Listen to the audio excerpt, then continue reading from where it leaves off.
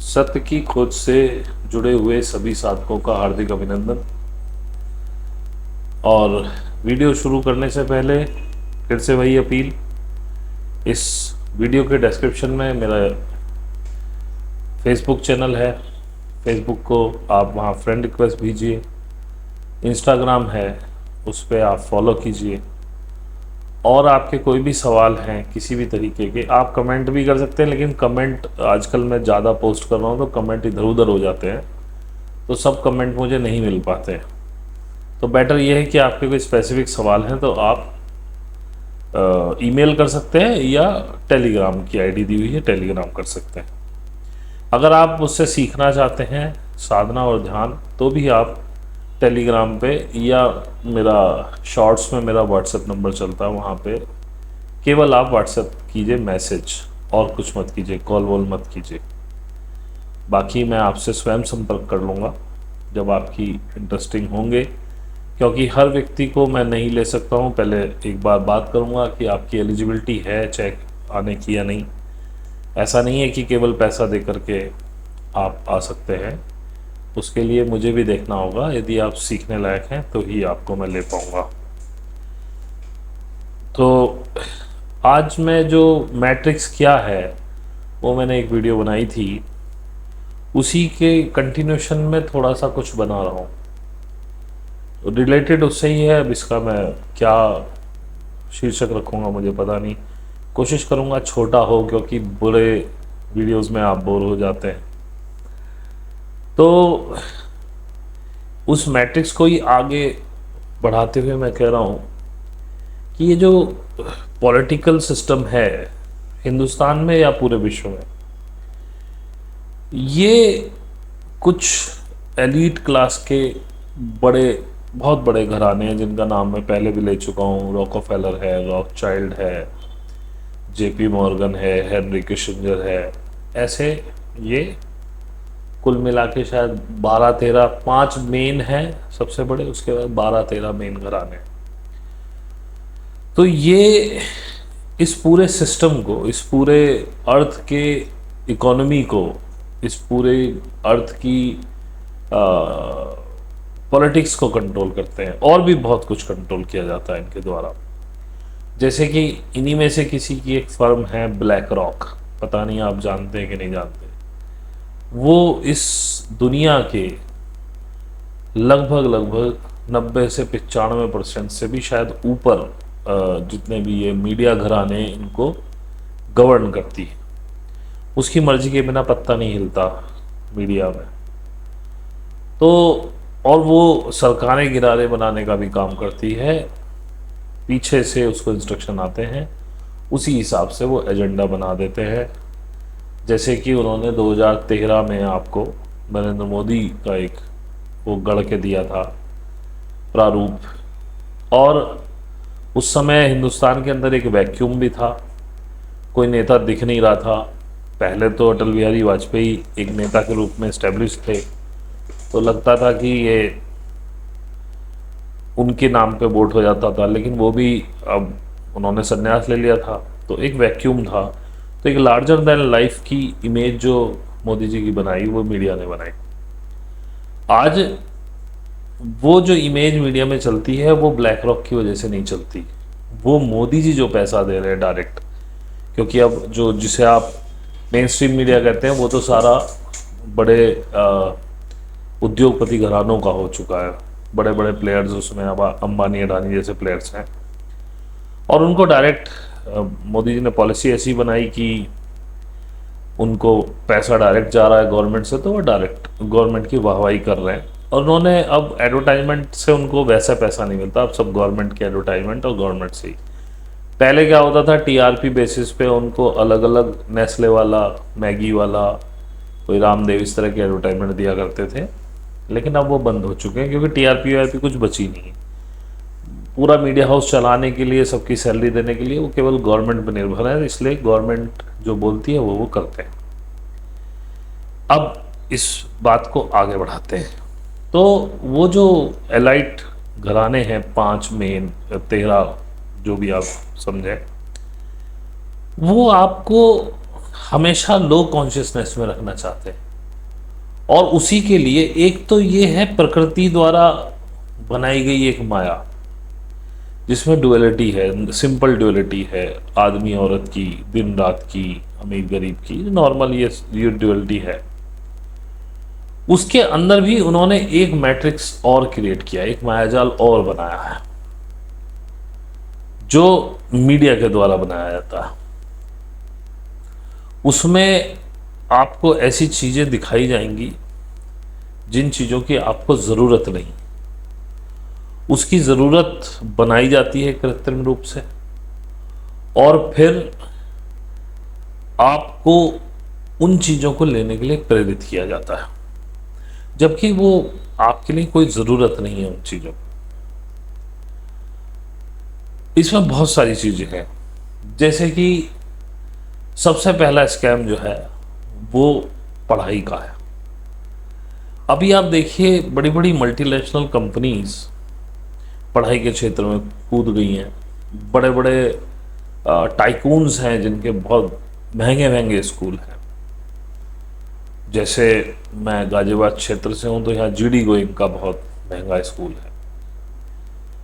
अगर हम अपने ज़माने की बात करें, जब हम छोटे थे, लगभग तीसरी में था मैं, थर्ड क्लास में, तब तक हमारे यहाँ कोई पब्लिक स्कूल नहीं था।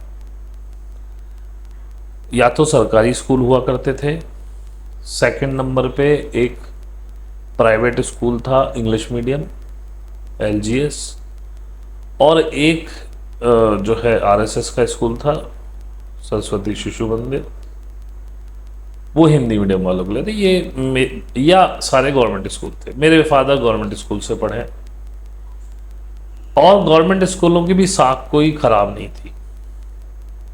तो वो शिशु मंदिर भी 5वीं क्लास तक का था। 5वीं के बाद फिर सब लोग सरकारी में आ जाया करते थे।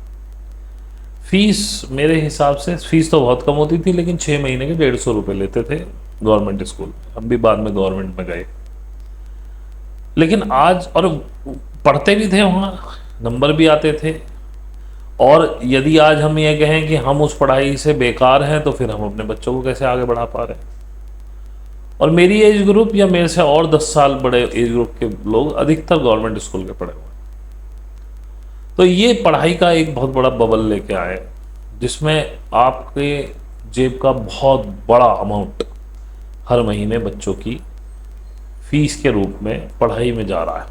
ये एक बहुत बड़ा गेम है, बहुत बड़ा बबल है, जो आपके लिए तैयार किया गया है ज़बरदस्ती। आपको इसकी आवश्यकता नहीं है, लेकिन फिर भी आज आप अपने बच्चों को गवर्नमेंट स्कूल में नहीं भेजते हैं, आप बच्चों को भेजते हैं प्राइवेट स्कूल में। क्योंकि एक तो एक शूडो ईगो कि हम इतना कमा रहे हैं, हमारे बेटे बड़े स्कूल में, हमारे बच्चे बड़े स्कूल में पढ़ते हैं।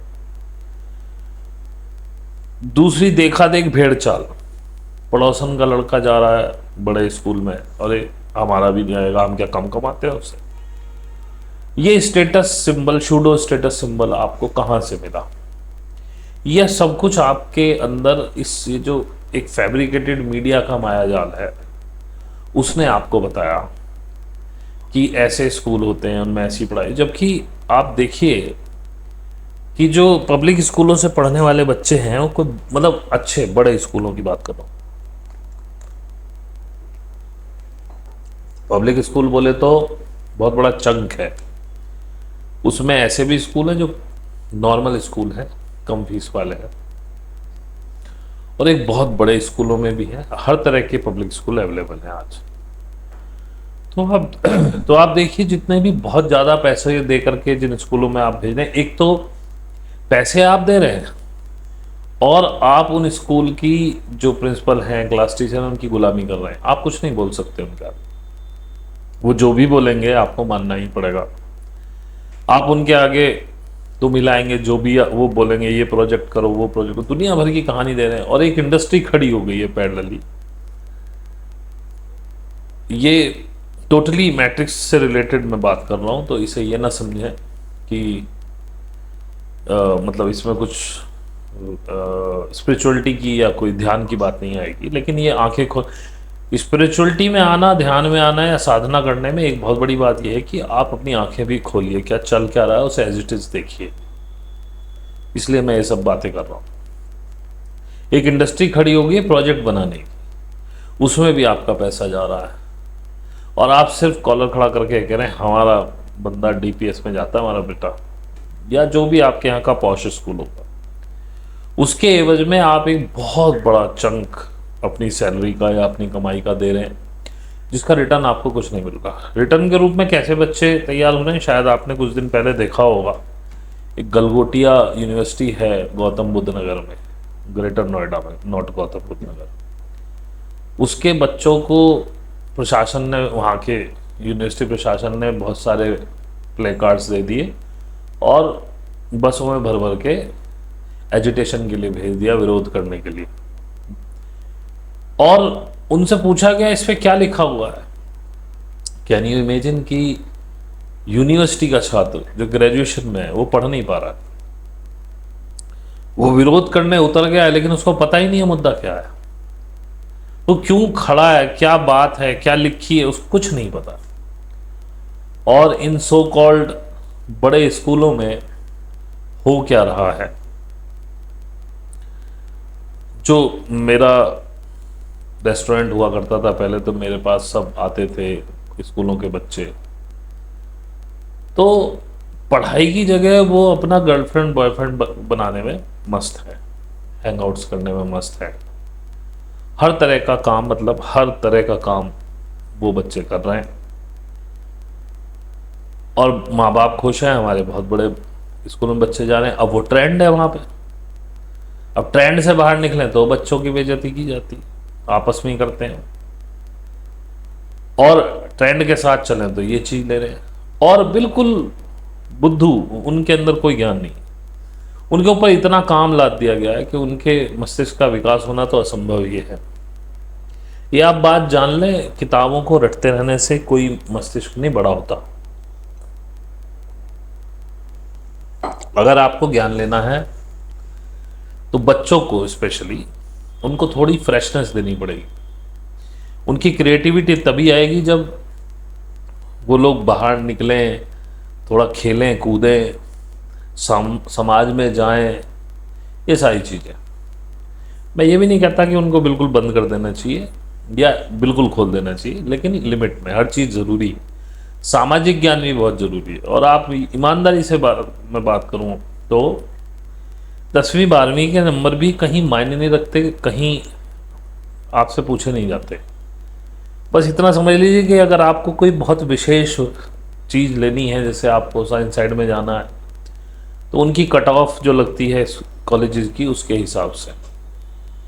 और मुझे तो सच पूछिए तो मैं साइंस साइड का स्टूडेंट रहा हूँ, लेकिन पता नहीं क्यों मुझे लगता है कि अगर मेरे बच्चे साइंस साइड में ना जाए तो बहुत अच्छी बात है। अगर वो जाएं तो बहुत अच्छी, मैं मना नहीं करूँगा, क्योंकि वो इतना दिमाग खाती है साइंस और मिलता कुछ नहीं है। हमने जितना पढ़ा, मैथ में जितना अपना दिमाग खपाया, हमें कुछ नहीं मिला। कभी किसी ने कुछ पूछा भी नहीं, किसी ने कॉस थीटा साइन थीटा कोई थ्योरम कहीं कुछ यूज़ नहीं हुआ। मे भी होता होगा तो वो इंजीनियरिंग लाइन में जाते होंगे, अब नहीं जा पाए उस लाइन में।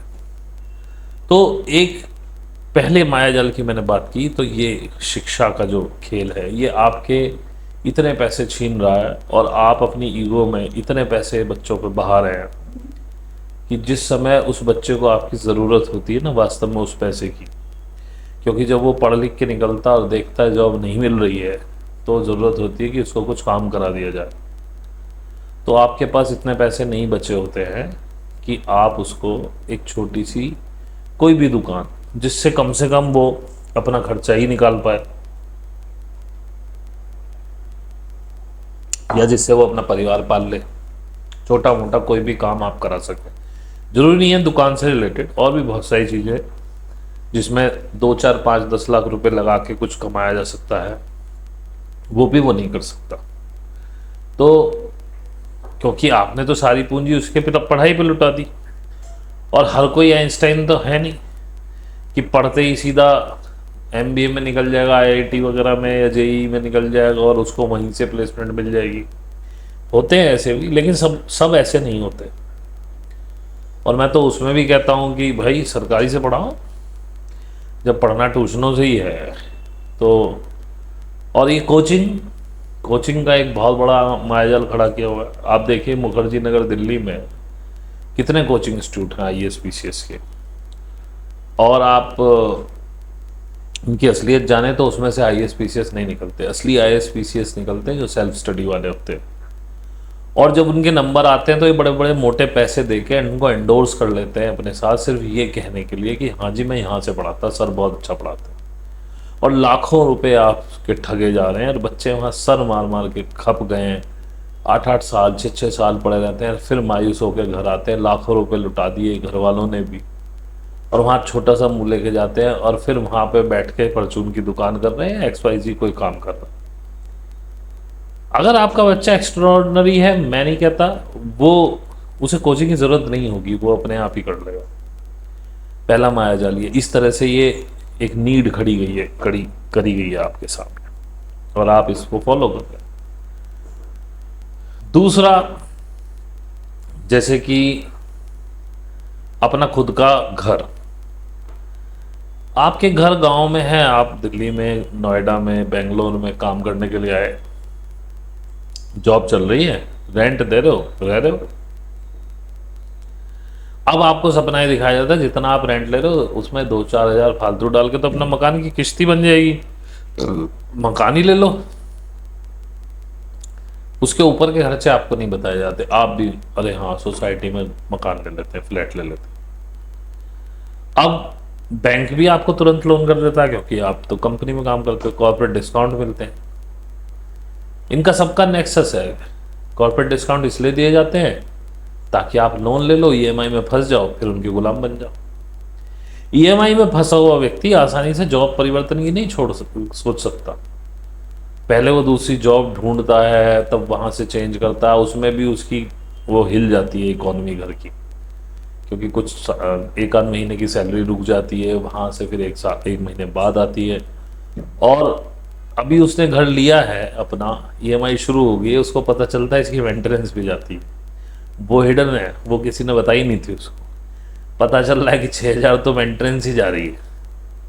उसके बाद अब रेंट पे तो क्या है कि आप अपनी मर्जी के मालिक हो। अब आपको यहाँ जॉब अच्छी लग रही है, आप बेंगलोर में, आपको नोएडा मिल गई, पुणे मिल गई, आप भाग गए।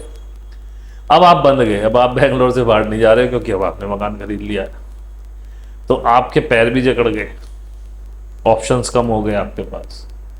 जबकि मैं कहता हूँ रेंट पे रहना ज़्यादा फायदेमंद है, लायबिलिटी नहीं है आपकी कोई, आपका पैसा जो आपने बैंक में दिया और अब आप एक्स्ट्रा पैसा लेके जो ब्याज दे रहे हैं, उस पैसे पे आप ब्याज कमा सकते थे जो आपने इकट्ठा किया, और वो आपकी एक पूंजी बनता। थोड़े दिन रुको ऐसे ही रेंट पे, कोई प्रॉब्लम नहीं है, ऑप्शंस बहुत हैं। आप ईएमआई पे नहीं कर रहे हो, आ जाओ, आपकी कई बार जॉब छूट भी जाती है, छूट जाए, सामान समेटो, अपने घर चले जाओ, फिर लग जाए, फिर आ जाओ कहीं भी, तो वो सारे ऑप्शंस आप खो देते हैं। और अपने मकान की बहुत सारी लायबिलिटीज होती हैं। कल को जब आप कोई मन बना लो कि चलो अब कहीं और लेंगे, अब वो मकान बिकेगा नहीं आपका आसानी से, क्योंकि फ्लैटों की अवेलेबिलिटी इतनी ज़्यादा है, खरीदने वाले बहुत कम है। अब आप उसे औने पौने रेट निकालोगे या फिर लेके रखे रहोगे। ये दूसरी चीज। तीसरी चीज, कार क्योंकि बहुत इजीली लोन पे अवेलेबल है, आप बड़ी से बड़ी कार उठाते हो। आप ये नहीं सोचते हो, आप सिर्फ एवरेज देख लेते हो, कितना एवरेज है। आप सोचते हो भाई इतना एवरेज है, इतना पे तो मैं कर लूंगा। मैंने जिंदगी भर आल्टो चलाई, क्योंकि आल्टो का खर्चा जो है वो ऐसे समझो जैसे बुलेट चला रहे हो। सबसे अफोर्डेबल और सबसे बढ़िया कार मैं सोचता हूँ, और इतनी बढ़िया कहीं घुसा दो उसको, वो रुकती नहीं है। मैंने उसे रुकते हुए नहीं देखा। मैंने खूब, उन दिनों हमारे यहाँ रोड बन रही थी, हम पता नहीं गाँव में कहाँ कहाँ गड्ढे वड्ढे में निकालते थे, आज तक नहीं रुकी। ग्राउंड क्लियरेंस अच्छा, टायर बहुत सस्ते। अब आपने होने के लिए ले ली स्विफ्ट, और मेरे तो बात छोटी गाड़ी करो, लोग बड़ी बड़ी गाड़ियां ले लेते हैं, ईएमआई दे देंगे, इजीली अवेलेबल है लोगों को शान दिखाने के लिए। अब इतनी ज़्यादा गाड़ियों के नाम भी मुझे नहीं पता। उनका एक टायर बदलवाने में हालत खराब हो जाती है, और आपका कोई काम नहीं था, आपको सिर्फ ऑफिस से घर जाने के लिए और घर से ऑफिस आने के लिए भी क्या है, वो धूल खाती रहती है। वीकेंड में जबरदस्ती चलाते हो आप उसको कि चलो इसे चला ले, चलो कहीं घूम आए, गाड़ी चलाने के लिए मन कर रहा होता है लेट जाए। इस तरह के बहुत सारे ट्रैप। एक एक वो है घूमने जाने का, आजकल बाहर जाने का बहुत चल रहा है, तो अधिकतर लोग थाईलैंड जाते हैं, सबसे सस्ता डेस्टिनेशन वही है, तो उसका बहुत चल रहा है। बीवियां जुम्मे हो जाएंगी तुम्हारे, चलो चलते हैं भाई, क्यों? हालांकि घूमने में कोई बुराई नहीं है, कहीं भी चले जाओ, मुझे उससे कोई फर्क नहीं है, पर वहां फिर आप 10 दिन के रईस हो जाते हो, वहां पैसा उड़ा के आते हो, आते फिर EMI शुरू हो जाती है। क्रेडिट कार्ड बहुत बड़ा ट्रैप है। आप क्रेडिट कार्ड जेब में हो और ऊपर से आप मॉल में चले जाओ, मॉल में जब आप खरीदारी करने जाते हो तो आप वो चीज़ें भी उठा लाते हो जिनकी आपको ज़रूरत नहीं है, और उसमें क्रेडिट कार्ड सबसे बड़ी आपकी वो है। तो ये मैंने आपको थोड़े से मायाजाल बताए, ऐसे बहुत सारे मायाजाल हैं। अब मैं बात करता हूँ जिस चीज़ के लिए मैं आपको बता रहा हूँ, कि अब ये सोचो कि ये एलीट लोग आपको क्यों फंसा कर रखना चाहते हैं। क्योंकि ये लोग चाहते हैं आप लो कॉन्शियसनेस में रहें और इतने बिजी रहें कि आपके पास सोचने समझने की ताकत ही ना रहे। ये जो भी दिखाएं आप उस पर विश्वास कर लें। आपकी लाइफ को इतना बिजी कर दिया गया, आपके आसपास इतना शोर पैदा कर दिया गया कि तुम्हें थोड़ा भी टाइम, आप मुझे बताइए लास्ट टाइम कब बैठे थे अपने साथ 1 घंटे के लिए या आधे घंटे के लिए, जब आप ही आपके साथ हो और आप किसी बात पे चिंतन या मनन कर रहे हो। इन्होंने तुम्हारी लाइफ ऐसी डिजाइन कर दी है कि तुम 1 सेकंड भी सोते भी नहीं हो ढंग से, वहां भी तुम्हारे सपनों में पता नहीं क्या क्या चलता रहता है। अगर आप जागना चाहते हो तो आपको अपने साथ कुछ वक्त एकांत में बिताना पड़ेगा, चित्त को एकाग्र करना पड़ेगा, ध्यान को एकाग्र करना पड़ेगा। लेकिन इतना डिस्टॉर्शन चारों तरफ है, इतना तुम्हें फंसाया गया है कि तुम कुछ सोच ही ना पाओ, बस भागते रहो चीजों के पीछे, भागते रहो भागते रहो भागते रहो, ठहरने की गुंजाइश ही नहीं है। और ये सब इसलिए है कि तुम इनसे सवाल ना पूछ पाओ, क्योंकि जब तुम्हें कुछ गलत दिखेगा ही नहीं तुम सवाल कहां पूछोगे, और ये जो बोलते हैं आप मान लेते हो। जब ये कोरोना वाला आया था बबल, तो एकदम से वैक्सीन बन गई थी और दुनिया भर में बहुत सारी, उन्होंने कहा था कॉन्स्पिरेसी थ्योरी है, बहुत लोग जगा रहे थे इसे मत लगवाओ, इसमें हैवी मेटल्स हैं, ये प्रॉब्लम कर सकती है। लेकिन आप लोगों को, मैक्सिमम लोगों ने लगवाई। इवन जो कॉर्पोरेट्स में काम कर रहे थे उनके ऑफिसेज में इनके कैंप लगे और उन्होंने कह दिया कि अगर ज्वाइन करना है ऑफिस तो ये लगवानी पड़ेगी। हमने तब भी नहीं लगवाई, और कुछ लोगों को निकाल भी दिया गया। लेकिन आज ऐसा कोई कंपल्सन नहीं है कि आपको लगवानी लगवानी। और आज वही कंपनी आके खुद कह रही है कुछ साल बाद कि भैया हाँ हमारी में कुछ गड़बड़ थी, इसमें क्लॉटिंग हो रही है, और लोगों के सामने सामने डेथ्स हो रही थी और हम बोल रहे थे यार ये वैक्सीन, और सब में कॉमन था कि उन्होंने वैक्सीन लगाई हुई थी, पर फिर भी नहीं मान रहे थे। आज भी जब कंपनी खुद कह चुकी है, आज भी लोग सुनने को तैयार नहीं है, मानने को तैयार नहीं है। तो इसलिए ये एक मायाजाल इतना बिजी तुम्हारी लाइफ को, इतना घिस घिस कर दिए तुम्हारी लाइफ में कि तुम कुछ सोच ना पाओ। इनके अड़ंगों में फंसते रहो। ये जो समझाना चाहते हैं वो समझो, जो सुनना चाहते हैं वो सुनो, और जो करवाना चाहते हैं वो करो। और तुम्हें लगता है कि तुम गुलाम नहीं हो, तुम गुलामी ही कर रहे हो इन एलिट्स की, जो तुम्हें कभी दिखाई नहीं देते। आज हर 2 में से एक स्टूडेंट अनएम्प्लॉयमेंट से जूझ रहा, अनएम्प्लॉयमेंट नहीं, अनएम्प्लॉयएबल है, मतलब उसे काम पर रखा ही नहीं जा सकता। ये मेरी रिपोर्ट नहीं है, मैंने शायद नॉकिंग न्यूज में सुनी थी गिरिजेश वशिष्ठ जी के मुंह से, उन्होंने किसी को बताया था। वही जो गलगोटिया का उदाहरण दे रहा हूँ, ऐसे स्टूडेंट्स अगर निकलेंगे, इनको एम्प्लॉयमेंट दिया जा सकता है, उनमें इतनी क्षमता है कि उन्हें एम्प्लॉयमेंट दिया जा सके। तो अगर गलगोटिया जैसी यूनिवर्सिटी जैसी शिक्षाएं मिल रही हैं तो यही होगा, उनकी कोई गलती नहीं है। उनको आपने वो शिक्षा दी नहीं है कि वो एम्प्लॉयमेंट कर सके, सिर्फ डिग्रियां ले लेके आ रहे हैं कागज की और कुछ नहीं।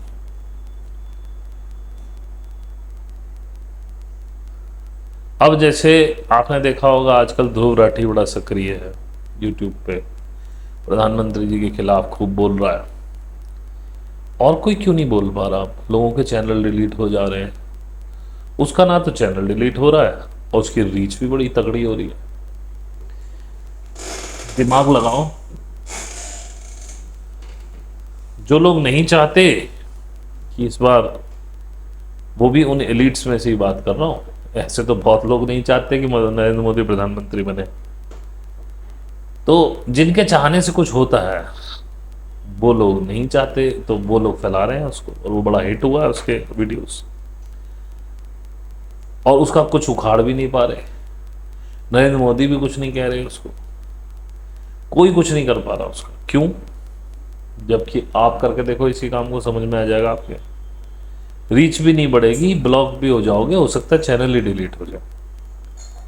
अब जैसे एक हमारे पत्रकार हैं रवीश कुमार, बड़े जाने माने पत्रकार हैं, ये मैगसेसे से अवार्डी हैं, तो ये अरविंद केजरीवाल गैंग वाले हैं, ये सब उन्हीं के गुर्गे हैं भाई साहब।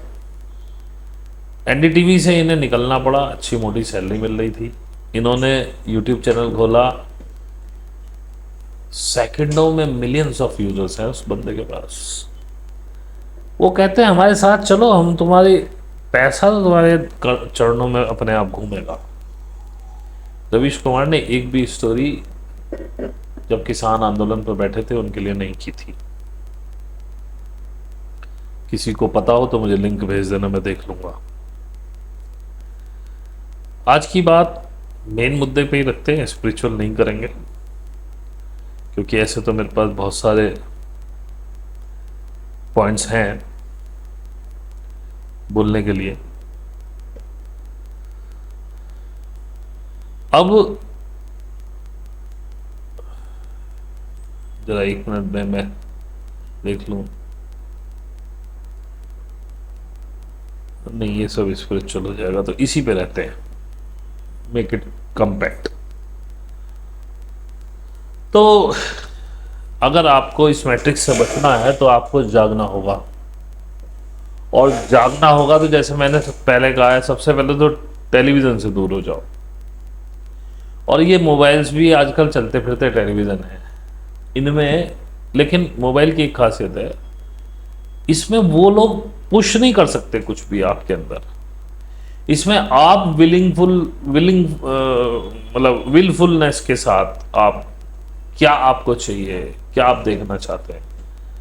तो क्यों कपिल शर्मा शो में पड़े हुए हो, क्यों सास बहुओं के शो में पड़े हुए हो, क्यों पागलपनी की चीज़ें जिनसे कुछ नहीं मिलता। कुछ अच्छी चीज़ें सुनो, अच्छी चीज़ें देखो, पॉलिटिक्स के बारे में सुनो, देखो, जानो क्या चल रहा है हमारे आसपास, कुछ इतिहास के बारे में जानो, कोई एक टॉपिक पकड़ो, बहुत कुछ ज्ञान इसमें पड़ा हुआ है। मैं इतना कुछ बोल पाया हूँ तो मैंने भी यूट्यूब को ही मथा है। अब किताबें पढ़नी शुरू कर दी हैं, लेकिन तब इतने पैसे भी नहीं थे कि किताबें खरीद पाऊँ। इसी से बहुत सारी इन्फॉर्मेशन मिली, अच्छी भी मिली, बुरी भी मिली, एक ही टॉपिक पे अच्छी बुरी दोनों मिली। फिल्टर किया उसको वैलिडेट किया, कौन सी ठीक है कौन सी गलत है। तो कुछ समय अपने लिए निकालो, थोड़ा बहुत एकांत में अपने आप को लाओ, और मैं तो कहता हूँ बेस्ट कि साधना करो। और जैसे मैं हमेशा कहता हूँ, कोई गुरु खोज लो, कोई नहीं मिल रहा तो मेरे पास आ जाओ, मैं भी सिखा रहा हूँ।